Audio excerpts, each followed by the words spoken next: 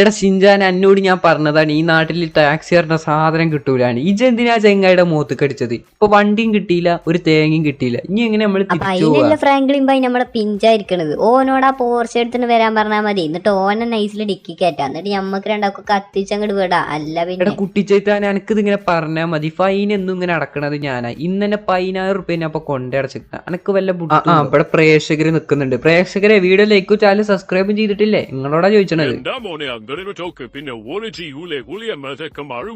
അതൊക്കെ പോട്ടെ ഷിൻജാനെ, അവിടെ ഒരു നിഞ്ച യൂട്യൂബറല്ലടാ കിടക്കണത്. അത് ഞമ്മക്കാണ് സ്വന്തമാക്കിയാലോ? അത് ഞാൻ പറയാൻ വരുന്നു. നമ്മളെ സിറ്റിയിലാണെന്നുണ്ടെങ്കിൽ ആരടുത്തും നിഞ്ച യൂട്യൂബറില്ല. അപ്പൊ നമുക്ക് ഇതങ്ങോട്ട് നൈസിൽ പൊക്കിയാലേ അവിടെ പോയി നമ്പർ പ്ലേറ്റ് മാറ്റിയാൽ മതി. ഷിൻജാനെ പിടിച്ചിരുന്നട്ടോ. നമ്മളാണെങ്കിൽ ബൈക്ക് എടുത്തിട്ട് പറപ്പിച്ചാൻ പോവാണ്. സൂപ്പർ ബൈക്കാണ്, പിടിച്ചിരുന്നോ? അപ്പൊ അതേപോലെ നിങ്ങൾ നിങ്ങളുടെ പേര് താഴെ കമന്റ് ചെയ്ത് കഴിഞ്ഞാലേ നമ്മുടെ വണ്ടിയുടെ നമ്പർ പ്ലേറ്റിനെ നിങ്ങളുടെ പേര് ഇട്ടോ. അപ്പൊ എല്ലാരും കമന്റ് ചെയ്തോളി. അപ്പൊ ഓക്കെ ബൈട്ടാ.